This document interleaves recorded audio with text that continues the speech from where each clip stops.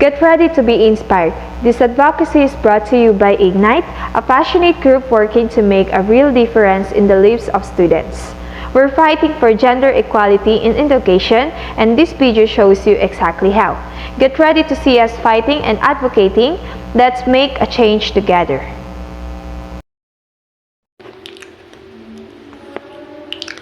Good day, sir. Good day, classmate. I am Mark Rayson Agata, and we are here today to talk to you about a truly inclusive and equitable environment in our school. Our campaign, Name Ignite, aims to light a fire under outdated ideas and empower everyone to reach their full potentials. We believe that everyone deserves a chance to shine, regardless of their gender identity or expressions. Our campaign focuses on several key areas. Hi everyone, I am Hirosan Rimas, empowering all genders. That my advocacy. Efforts aim to create an educational system where everyone, regardless of their gender identity, has equal access to quality education, leadership opportunities, and a voice in decision making. This means dismantling gender-based barriers, encouraging participation in leadership roles, and promoting a safe space where all genders express their ideas and advocate for their rights. This approach fosters an inclusive environment where individuals of all gender can thrive and contribute to a more equitable society. Good day everyone. My name is Cristel Nicole Alpe, and my advocacy entitled A Safe Surrounding for Every Student's Peace.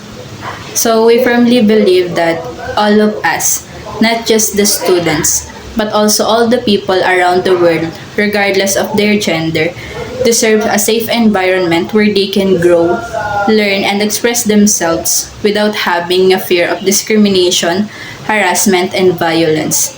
So our goal is to establish a culture of respect, understanding, and proactive safety measures to protect all gender within our school community. And the training that we think that would be help to have a change is that conducting a training about gender sensitivity, wherein all of the students, professor, instructor, faculty member, and staff inside the campus would be having a session about gender sensitivity that would be recognizing and addressing the gender-based issue, including discrimination, bullying, harassment, and stereotyping. So the expected impact of this training would be students will feel more confident about showing and expressing themselves, and they wouldn't have to have a fear or worry of about reporting the issue regarding the gender sensitivity. And we believe that by conducting this training and session,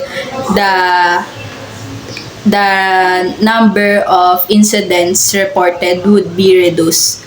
And so that will be for my advocacy, and I am looking forward to make a change and see the safe environment within our school campus. Thank you.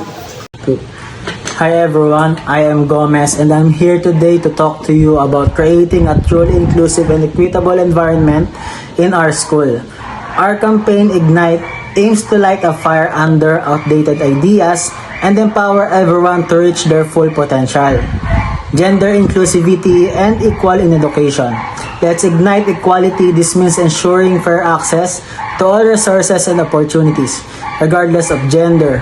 This includes equal representation in extracurricular activities, equal access to scholarships and leadership roles, and a curriculum that reflects the diversity of our student body.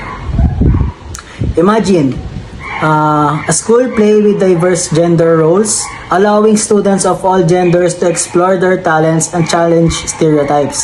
This could also involve reviewing our curriculum to ensure it doesn't perpetuate harmful gender stereotypes. Action steps for students. Audition for school plays, other extracurricular activities regardless of tradition, gender roles. Encourage your friends to do the same. Advocate for a more inclusive curriculum by suggesting books, authors, and topics that represent diverse gender identities. Run for students' council or other leadership positions. Hi everyone, I'm Galindo and I'm here today to talk to you about mental health and well-being. Let's ignite support. We need readily accessible mental health support for all students. This includes easily accessible counseling services, workshop on stress management and self-care, and supportive environment where students feel comfortable seeking help. Imagine having designated mental health professionals on campus who are specifically trained to address the unique challenges faced by LGBTQ+ students. We can also organize peer support groups where students can connect with each other and share their experiences. Utilize campus counseling services if needed. Attend workshop on stress management and self-care. Create a supportive environment by checking in and on your friends and classmates. Volunteer to be peer support leader. Share resources and information about mental health support with others. This event that brings together individuals, organizations, and experts to discuss, promote, and advocate for gender equality. We empowered individuals and inspired action by raising awareness to highlight gender-based issues and challenges, and promote dialogue to encourage discussions, debates, and sharing of experience. Challenging traditional gender stereotype in education is crucial for fostering an environment where all students, regardless of their gender, can develop their full potential. This stereotype often limits student opportunity and aspiring by reinforcing outdated beliefs about what roles or professions are suitable for each gender. By breaking the stereotype, school can create a more inclusive and supportive atmosphere where students are true to explore their strength and passion without the constraint of societal expectation. It encourages them to question biases and think critically about the social construct that shape their perception. This in turn fosters a more open-minded, empathetic, and fair society where everyone, regardless of gender, can thrive fullest potential. Legal protection to protect their rights and promote gender equity in education.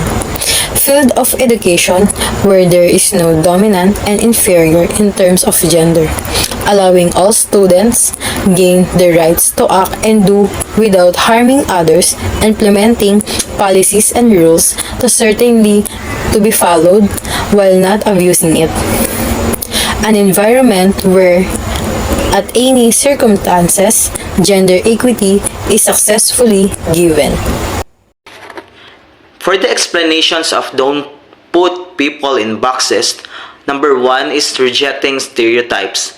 People often base assumptions based on their gender, race, sexuality, or other characteristics. This theme encourages us to challenge these assumptions and recognize that everyone has their own story and identity. Number 2, embracing diversity. By acknowledging that each person is a multi-faceted individual, we can foster an environment that celebrates diversity. This means supporting people in expressing their true selves without fear of judgments or discriminations. Number 3, encouraging authenticity. We avoid putting people in boxes. We create space for individuals to explore their interests, passions, and identities freely. This authenticity not only benefits the individual but enriches the community as a whole. Where's the fire? It's inside you. It's inside all of us. I don't think it. I feel it. The fire's burning inside your heart. A voice is calling, can hide truth from you all. For equal rights, a journey starts to mend the world and heal the hearts emotion wide. A spark ignites to fold the fire, a story bites that beams the dark. Needs and service prioritize, a leader stand. Ooh, principles are on the right. You can see no one's behind. Choose the leader you can trust. Be that wise. Under the light where people just go. A change you need that you always long. Then let's all sing for that leader strong. Oh, just imagine. Just imagine.